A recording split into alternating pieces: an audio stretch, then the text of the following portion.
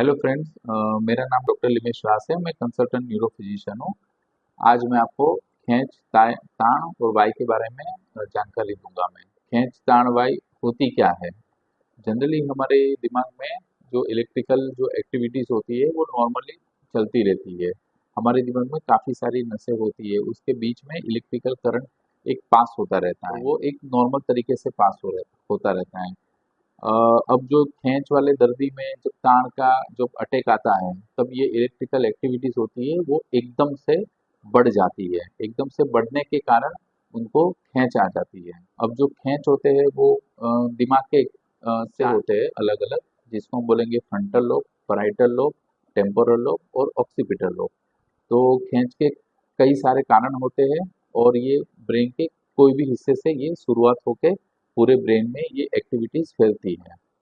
अ, अब जो ये खींच है वो किसी भी उम्र में वैसे तो हो सकती है, पर बच्चों में और जो युवान अवस्था होती है उसमें ये ज़्यादातर ये देखी जाती है। अब आपको एक चीज़ समझनी है कि ये जो खींच है वो कोई चेपी रोग नहीं है, ये कोई मंद बुद्धि वाली चीज़ें नहीं है, या ये कोई मगज मानसिक बीमारी नहीं है।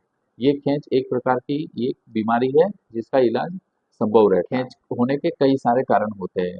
कभी कभी हम देखते हैं कि खींच के दर्दी होते हैं उनमें एमआरआई नॉर्मल भी होता है।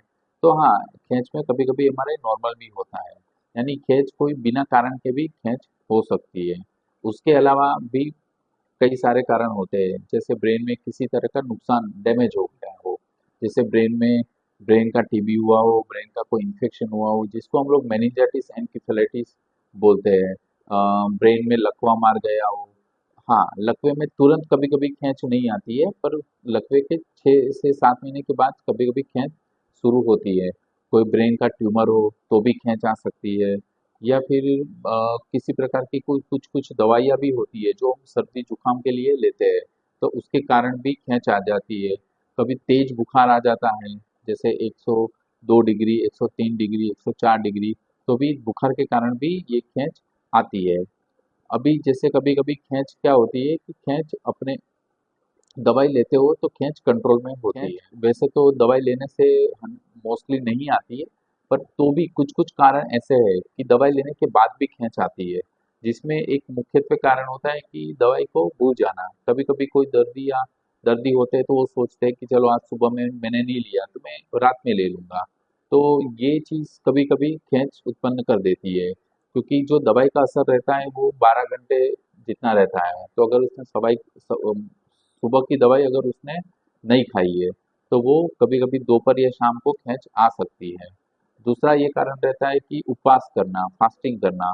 कभी कभी हम लोग जो उपवास करते हैं, खाना नहीं बराबर खाते, तो भी खींच आ जाती है। तीसरा ये कारण रहता है कि तेज आवाज या तेज लाइट में रहना। जैसे कुछ लोग होते हैं तो लाउड स्पीकर पे या कान में ईयरफोन लगा के सुनते हैं। कुछ लोग अपना स्क्रीन टाइम ज़्यादा रहता है, मोबाइल का उपयोग ज़्यादा रहता है, यानी तेज रोशनी और तेज लाइट से भी खींच कभी कभी ये बढ़ जाती है।